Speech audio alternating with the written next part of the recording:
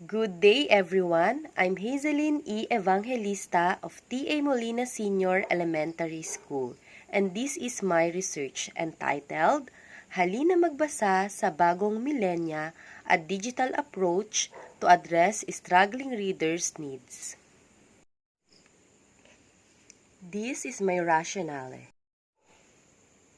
It was observed that the types of learners entering grade 2 need a rich field of basic reading and numeracy because they are learning-hungry individuals. Left unaddressed, the journey to higher levels will be an arduous travel both for the learner and the teachers. In this regard, the researcher found it timely to look into an intervention to address struggling readers' needs using digital approach. It hopes to know what may be the significant changes on the reading skills of grade 2 struggling learners after undergoing HMBM implementation. This is my statement of the problem. Number 1, how may the extent of implementation of the Halina Magbasa sa Bagong Millennia or HMBM to struggling grade 2 learners be described in terms of learners' reading skills, and learners' attitude towards the intervention. Number 2, what are the significant changes on the reading skills of grade 2 struggling learners after undergoing Halina Magbasa sa Bagong Millennia or HMBM implementation? Let's move on to my conceptual framework. It's IPO. Input, process, output. My input is, halina magbasa sa bagong millennia. This is my digital approach or my innovation.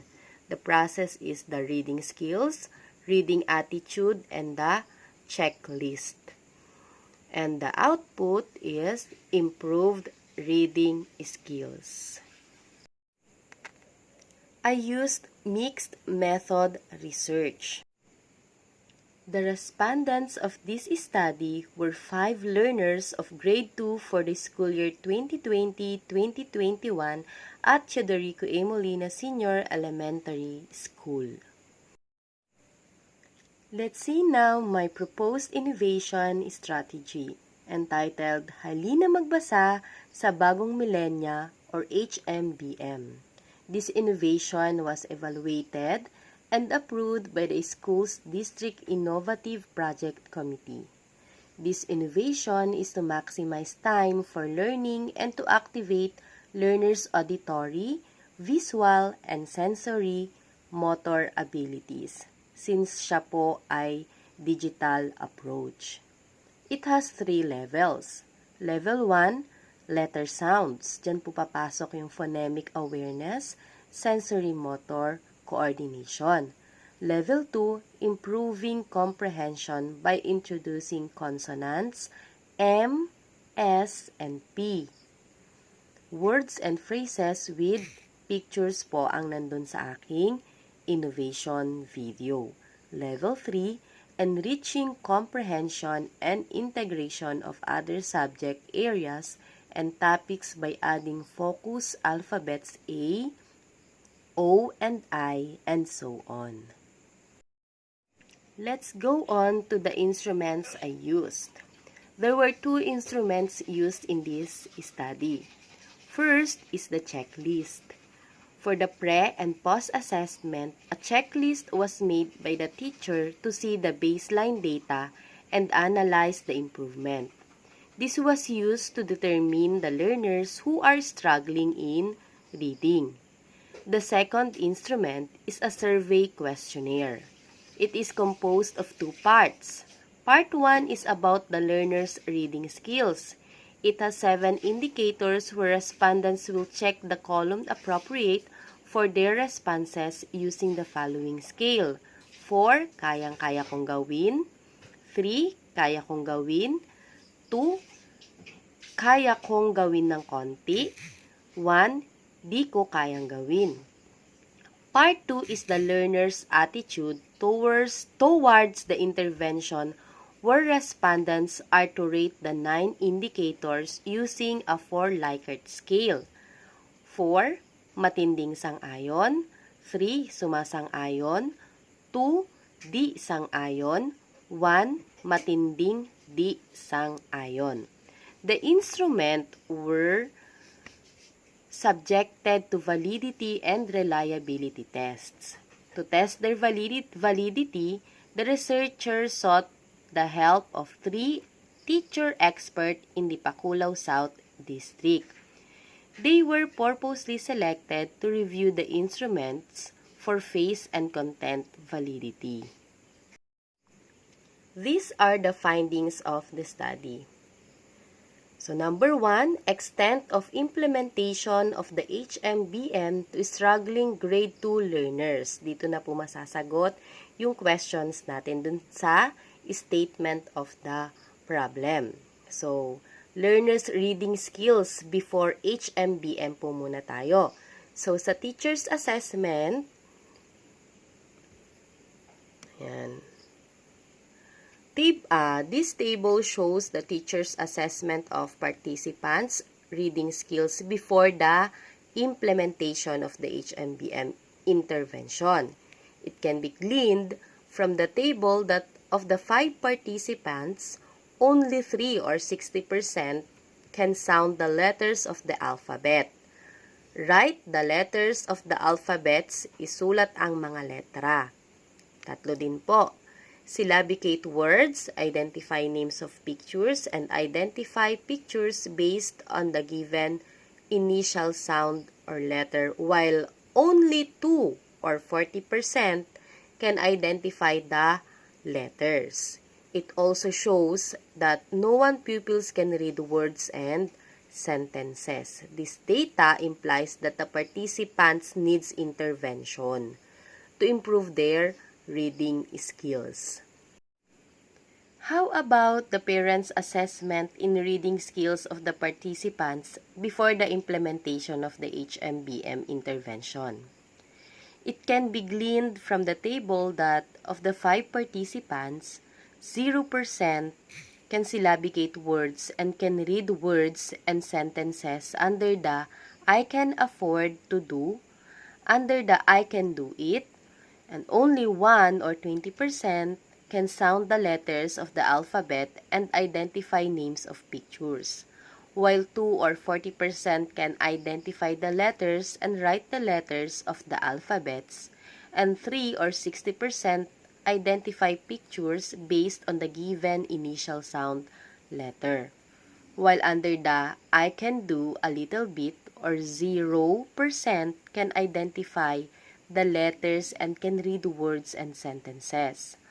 Only 1 or 20% can write the letters of the alphabets and identify pictures based on the given initial sound, while 2 or 40% can sound the letters of the alphabet, and 3 or 60% can syllabicate words and identify names of pictures, and under I can't do it, 5 or 100% can read words and sentences. 3 or 60% can identify the letters, while 2 or 40% can sound the letters of the alphabet, can write the letters of the alphabets, and can syllabicate words, and only 1 or 20% identify names of pictures and identify pictures based on the given initial sound. It shows that the reading skills of pupil is low. And now, let's see the learner's reading skills after HMBM. And this is the teacher's assessment. It can be gleaned from the table that all of the 5 participants, or 100%, can sound the letters of the alphabet, write the letters of the alphabets, syllabicate words, identify names of pictures, and identify pictures based on the given initial sound or letter, showing the 40% increased on their reading level, while 3 or 60% can read words and sentences, and 5 or 100% can identify the letters. showing the 66% increase on their reading skills. It implies that HMBM intervention has a big contribution to improve their reading skills. And now, let's see the parents' assessment in reading skills of the participants after the implementation of the HMBM intervention. It is revealed from the table that of the 5 participants under the I can afford to do it, there were 0 or 0% can read words and sentences. Only 2 or 40% can identify the letters, while 3 or 60% can sound the letters of the alphabet, can write the letters of the alphabets, and can syllabicate words. And now, 4 or 80% can identify names of pictures and identify pictures based on the given initial sound or letter. While under the I can do it, only 1 or 20% identify names of pictures and identify pictures based on the given initial sound or letter. 2 or 40% write the letters of the alphabets, can write the letters of the alphabets, and can syllabicate words. There were 3 or 60% can identify the letters, while 4 or 80% can read words and sentences. Under I can do it a little, only 1 or 20% can read words and sentences, and the rest are 0 or 0%. And under the I can't do it, all of the 5 participants were 0 or 0% in all reading skills. The results show that the reading skills of the pupils has improved after the intervention.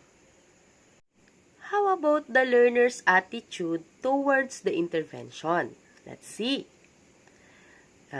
Table 5 shows the parents' assessment of the attitude of the participants during the implementation of the HMBM intervention. It can be gleaned from the table that of the 5 participants, under strongly agree, all of them, or 100%, are happy to sound letters of the alphabets, attracted on the pictures from the video, encouraged to say the name of the pictures, and able to identify pictures beginning with a given letter, while 4 or 80% are encouraged to write the letters, encouraged to write the letters alone, happy to syllabicate words, and able to identify pictures beginning with a given letter.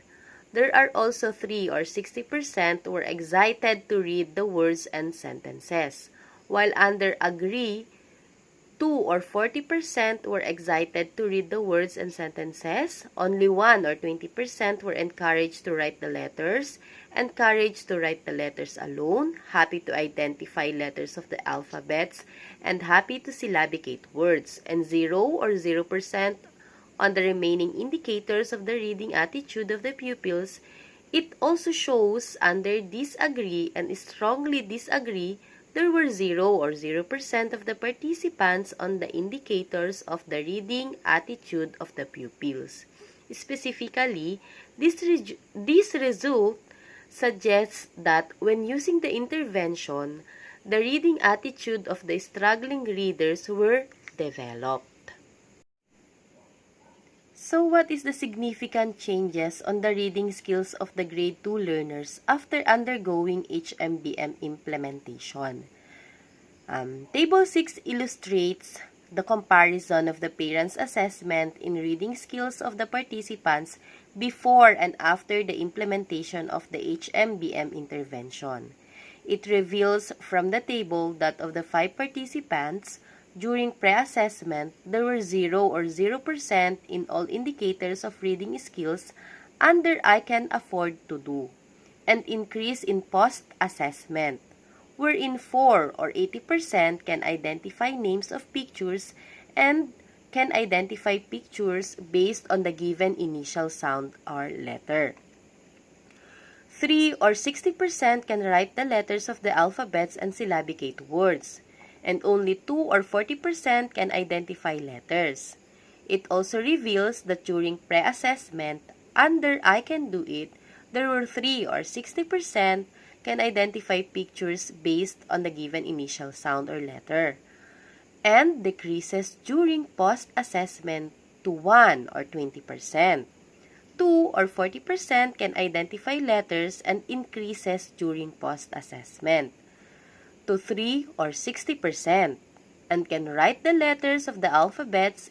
It remains 2 or 40%. From 1 or 20% can sound the letters of the alphabet to 2 or 40%, and remains the percentage of can identify names of pictures.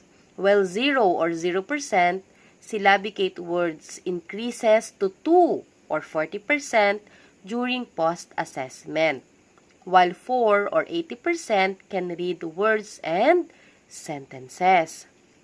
Under I Can Do a Little Bit, majority of the reading skills decreases the percentage of the pupils during post-assessment, wherein 3 or 60% to 0 or 0% syllabicate words and can identify names of pictures. 2 or 40% down to 0 or 0% can sound the letters of the alphabet, while from 1 or 20% down to 0 or 0% can write the letters of the alphabets and can identify pictures based on the given initial sound or letter, and remains 0 can identify letters during post-assessment, while the percentage of can read words and sentences increases from 0 to 1. And under I Can't Do It, all of the indicators in reading skills decreases during post-assessment, wherein 5 or 100% down to 0 can read words and sentences. From 3 or 60% to 0 or 0% can identify the letters, while 2 or 40% down to 0 can sound the letters of the alphabet, can write the letters of the alphabet and syllabicate words, and from 1 or 20% to 0 can identify names of pictures and can identify pictures based on the given initial sound. Specifically, these results suggest that when using the HMBM intervention, the reading skills of struggling readers increases. So, the results of the study show that the low reading skills assessed by the parents and teachers before the implementation of the HMBM improved gradually during the utilization of the digital approach. It shows that there is a great improvement in their reading skills after the implementation, and that the learners became more interested, attentive, and motivated when using the intervention. And there is a notable improvement in the reading skills and attitudes of the pupils. This implies that HMBM has caused a great improvement in the reading skills of the pupils. The HMBM intervention is recommended to identify struggling readers in different schools. Future researchers may investigate further the effect of using HMBM intervention in English at other grade levels. Thank you and God bless!